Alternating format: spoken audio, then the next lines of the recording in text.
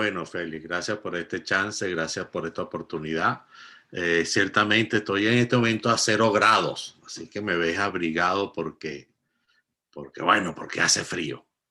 Soy venezolano, temporalmente en Nueva York, me agarró la pandemia aquí, yo vine por 2 semanas a hacer un trabajo, las 2 primeras semanas de marzo. Se cerraron los vuelos y me quedé.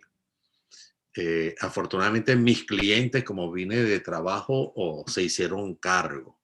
Y afortunadamente también andaba con mi esposa Elizabeth. Así que solicitamos la renovación de visa, se nos fue concedida, así que hemos buscado alargar el máximo la estadía, porque para emprender lo que estamos haciendo ahora se necesita buen internet. Y no estoy seguro de que Caracas ni Trujillo, que es donde tenemos nuestra otra casa, nos lo podía ofrecer. Eh, yo toda la vida fui Boy Scout. Yo mi infancia y mi juventud, yo fui Boy Scout. Y en esa época era realmente una experiencia de mucho contacto con la naturaleza. Yo vivía en Mérida. Yo entre los 7 y los 13 años viví en la ciudad de Mérida y habían montañas, cerros impactantes y yo me hice Boy Scout, insisto. ¿Por qué Boy Scout, entre otras cosas, y por qué seguí en eso?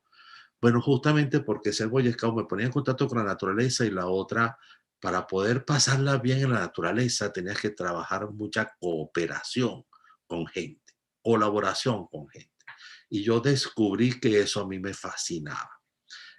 Unificar el trabajo de la gente para pasar buenos momentos. Y, y bueno, así transcurrió buena parte de mi infancia hasta que tuve la posibilidad de irme a estudiar a Francia porque me gané esas becas Mariscal de Ayacucho y me fui a estudiar a Francia economía. Y eso le pone fin a mi etapa de Boy Scout. Sin embargo, deja sembrada una de las grandes motivaciones mías, porque uno de los principios de los Boy Scouts era o es dejar este mundo, y cuando digo mundo me refiero a ese lugar donde tú estás mejor de lo que lo recibiste. Luego, yo vengo de una familia de ingenieros donde obviamente ya yo estaba entubado. Se suponía que yo tenía que ser ingeniero y de hecho, sin ninguna duda, yo me inscribí y obtuve mi cupo en la Universidad Central para estudiar ingeniería. Pasó un semestre y me rasparon casi todas. ¿Y cómo no me iban a raspar si yo no quería ir? Porque yo al final de cuentas no sentía que eso era lo mío. Yo quería seguir siendo Boy Scout. De hecho, yo dejaba de ir a clases para ir a mis reuniones, porque para ese momento yo llegué a ser coordinador nacional de todo lo que era la formación de los dirigentes Scouts. Así que yo me da cuenta que esa era mi pasión y opté por dejar la carrera sin que mi familia supiera. Dejé la carrera y la que más me parecía esto de ser formador era ser educador. Entonces me cambié de la Facultad de Ingeniería a la Facultad de Humanidades y Educación y empecé a estudiar educación sin que mi familia lo supiera, porque sabía que en el momento eso iba a ser un gran lío.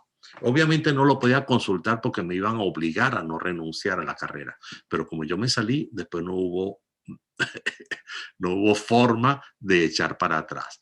Y mi papá lo único que dijo fue, bueno, ojo, después de toda la rabia que pudo hacer, es, voy a tener que construir un colegio para que por lo menos seas director. Porque se imaginaba que yo iba a dar clases como profesor.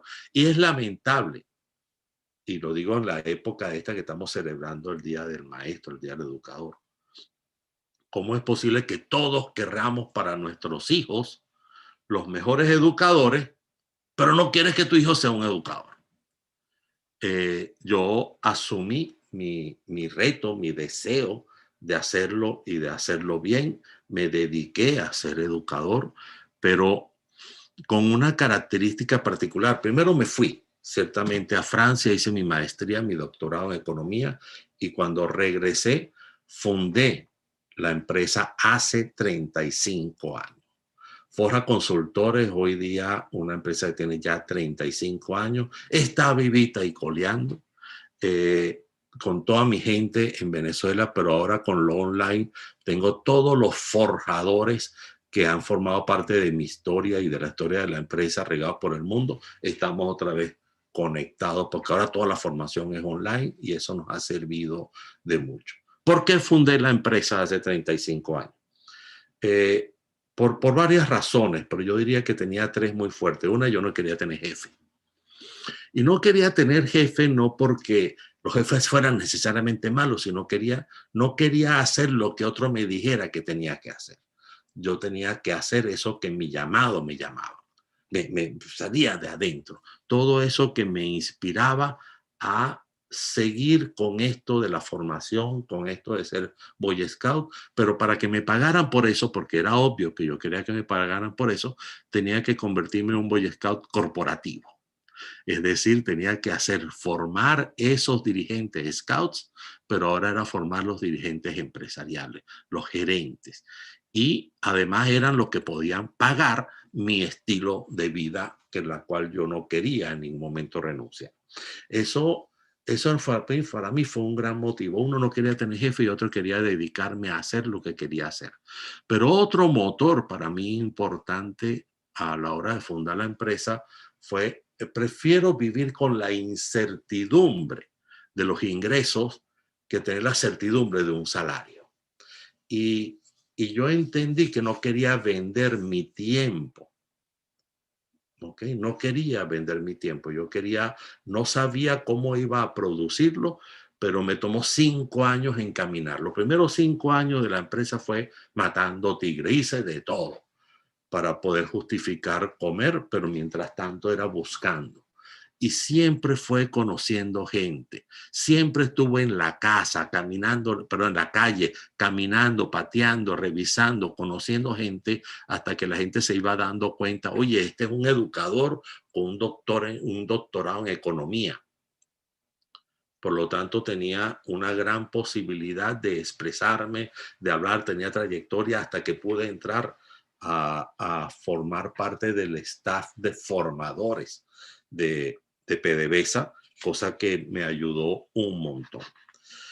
Fíjate que ya unos años después me invitan a un congreso en la Facultad de Humanidades y Educación sobre las perspectivas del futuro de los egresados de la facultad. Y una de las cosas que me llama la atención, ya en estos momentos obviamente Forja era una empresa ya reconocida, era proveedor confiable en los programas de alta gerencia de la verdadera PDVSA. Estoy hablando entre los años 90 y 2000.